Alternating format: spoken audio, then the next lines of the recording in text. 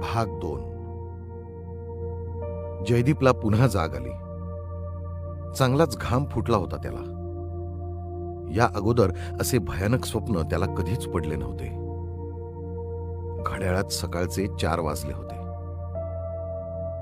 तो स्वप्नामध्ये पाहिलेला चेहरा तो काही त्याच्या डोळ्यासमोरून जात नव्हता.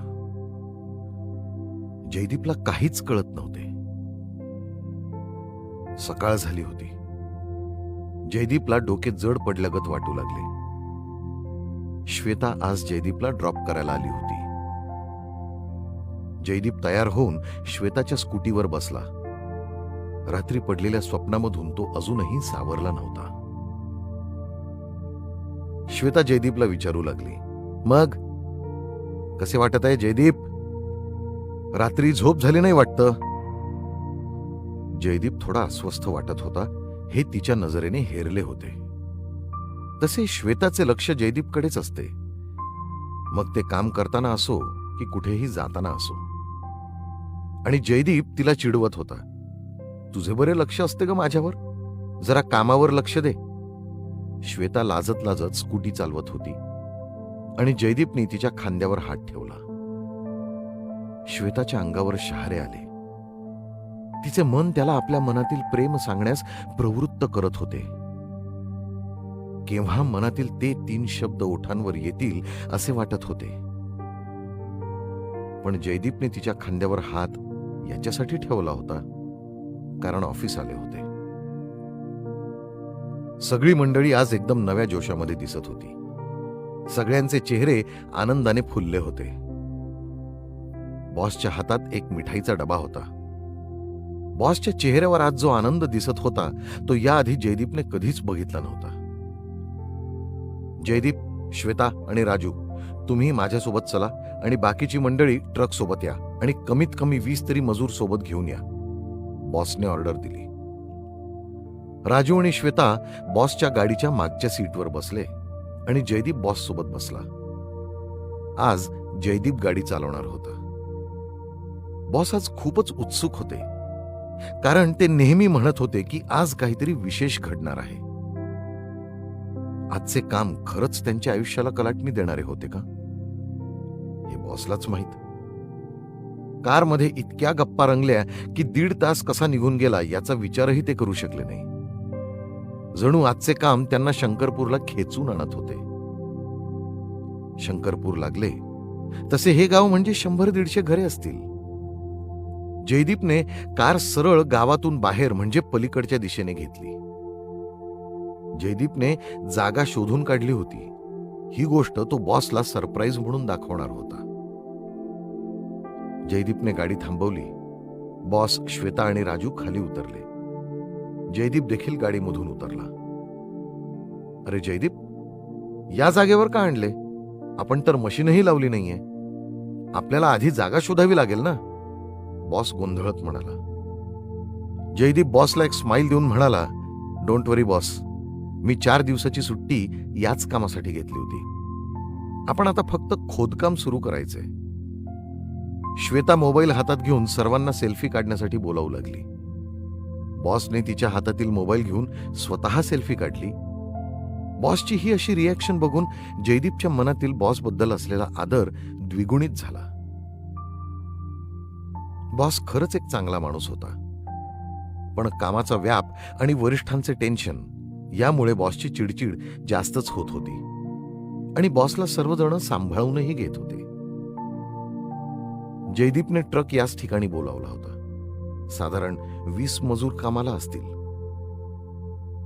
जयदीपने एक कुदळ बॉसच्या हातात दिली आणि स्वतःच्या हातात फावडे घेऊन बॉसला कामाचे उद्घाटन करायला सांगितले आणि श्वेताला फोटो काढण्यास सांगितला.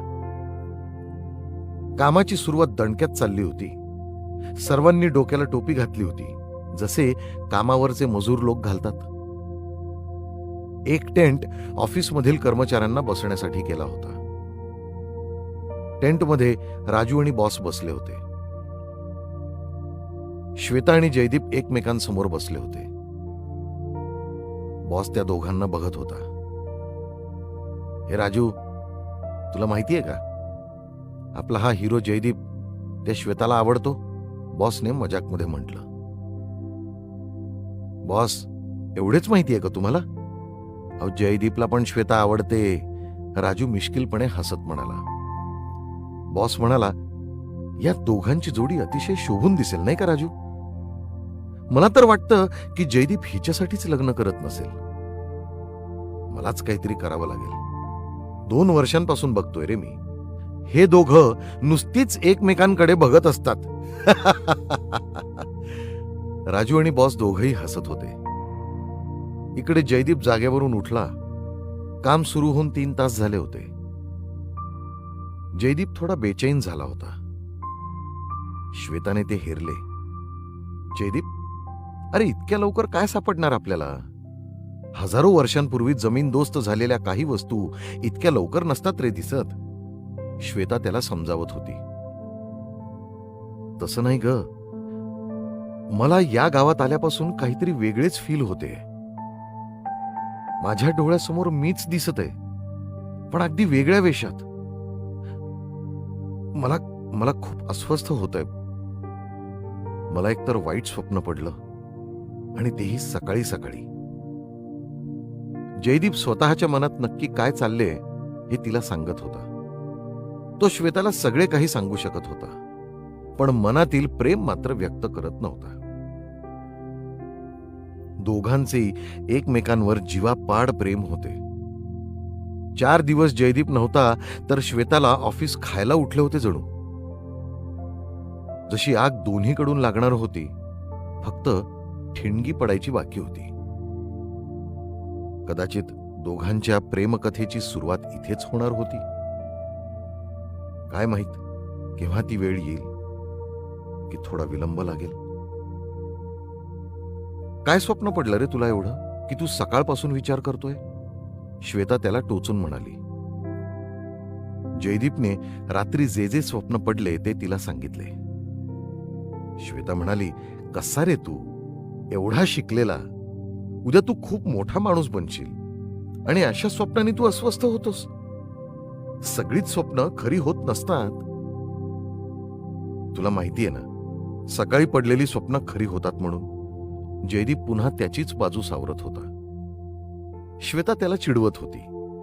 तिच्यावर थोडं रागावून जयदीप बॉस जवळ आला. बॉस मस्त खुर्चीवर बसले होते. शेजारी राजू बसला होता, आणि श्वेता ही जयदीपच्या मागून येत होती. बॉसने नाश्ता करण्यासाठी बॅगमधून काहीतरी काढले, आणि तेवढ्यात एका मजुराचा आवाज आला. सर्वजण धावत तिथे गेले. साधारणतः 7 फूट खड्डा खणला गेला होता. इतक्या लवकर काहीतरी सापडेल याचे सर्वांना नवल वाटले होते.